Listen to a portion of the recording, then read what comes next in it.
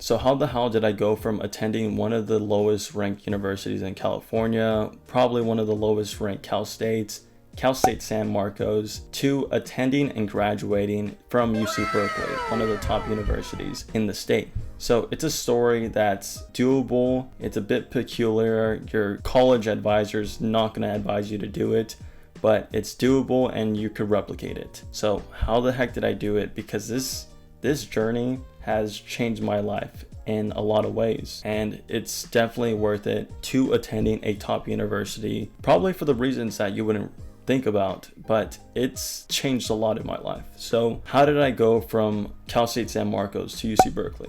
We're going to get into that. So point A, going to San Marcos.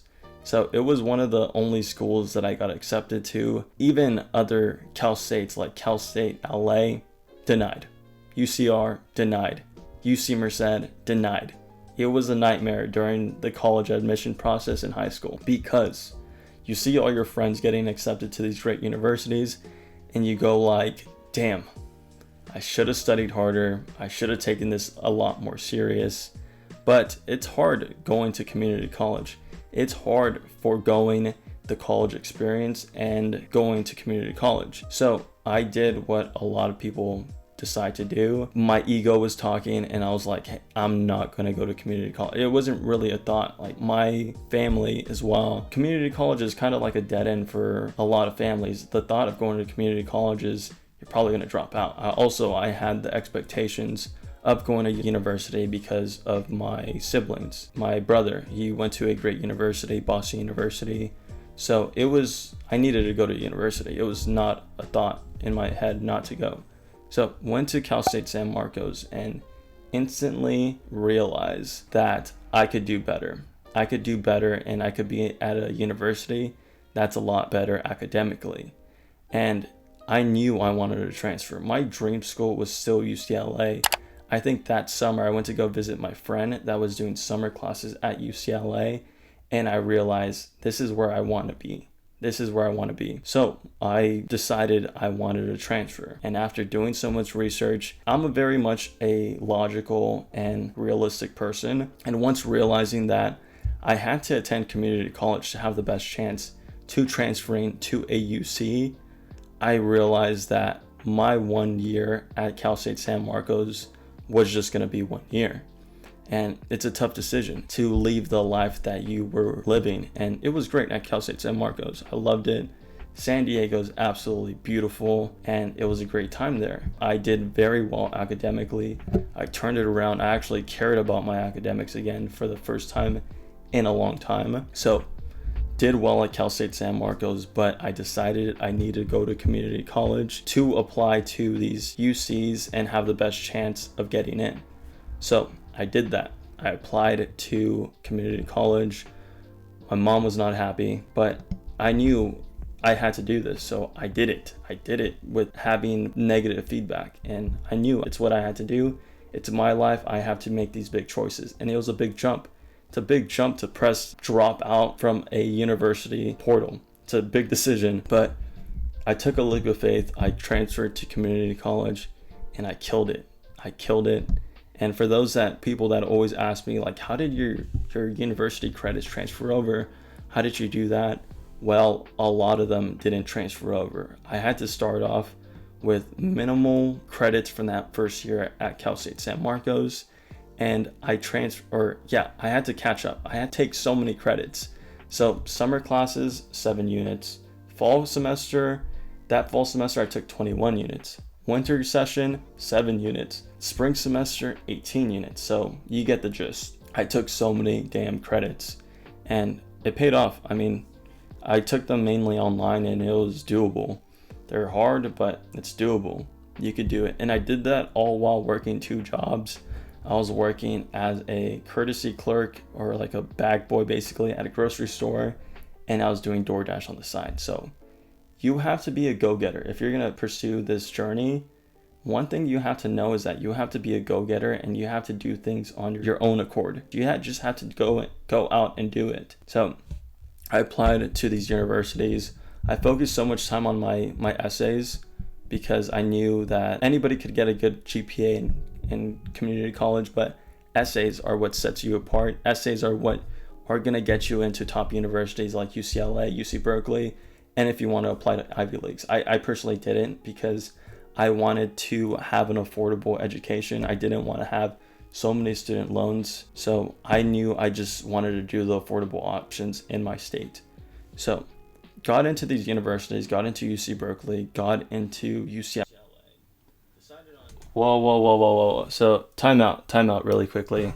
So I'm failing to fully embellish how difficult it was to actually transfer to UCLA and UC Berkeley. So I'm failing to embellish that I spent a lot of nights, long and arduous nights, studying for my exams.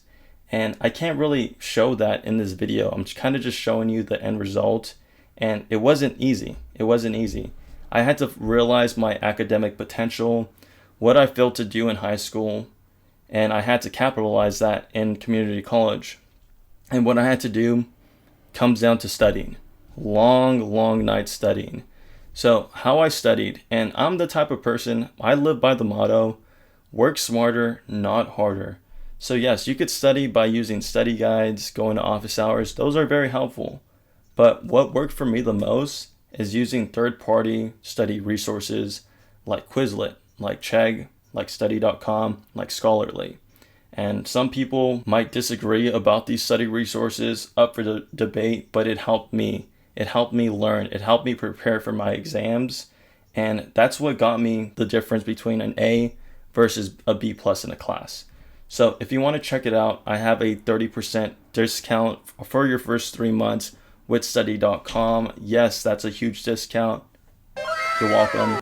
But if you want to check it out, it's about the length of the semester. So if you want to use it for your upcoming semester, then try it out. See if it actually works for you. See if it's worth the investment. Because yes, I know these cost money, but looking back in hindsight, those little costs that I had in the past to pay for these study resources, they were fully worth it because it got me where I needed to go. It got me where I'm currently at right now. And I make that amount of money in the nick of time now. So it was fully worth it. And I just wanted to place a quick emphasis on studying. Whatever best way you study, then do that. But if you need help, if you want to be like me and be more efficient with your time, check out study.com. But with that, let's get back to the video. But remember that you have to study. Got into these universities, got into UC Berkeley, got into UCLA, decided on UC Berkeley because it was the best option for me. I wanted to work in the tech industry, and working in proximity to all the companies in the area was going to be best for me. So I did that, and it completely changed my career. And let me backtrack. So the biggest difference between me going to Cal State San Marcos and attending UC Berkeley, it's not so much the academics, it's not so much the name as you would think. It's the environment that you're in, the pressure of your peers to be great, to have top internships. That pressure pushed me to where I'm at now. It pushed me to interning at the Big Four at PwC, at interning at Uber, at interning at Disney, and now I'm finally working for a tech company in finance. So I got here not because of the name of UC Berkeley, although it does have a lot of weight. I got here because I completely changed my work ethic. I became a go-getter in getting these internships because at Cal State San Marcos, nobody cared about internships. There was no competitive school culture.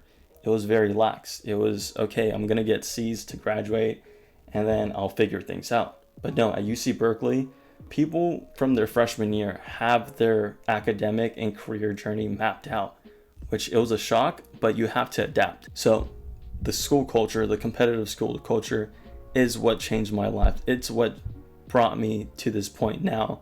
So it's a very doable journey what I did. And although my route is a bit peculiar and it's a bit risky because there's risk of your units not transferring, it's what I did and it's what got me to this point now. So I think I covered all the topics I wanted to talk about, but it is possible to go from a bottom university to a top university. It's doable. I did it, and don't feel like you can't do it. I know when I was doing this journey, I thought, wow, nobody has completed this. Nobody online has ever done this journey. I don't know if it's possible, but it's doable. It's doable, but you have to be a go-getter and you have to go get it. So with that, like this video, sub up if this video helped you, and I'll see you guys in the next videos. Peace out.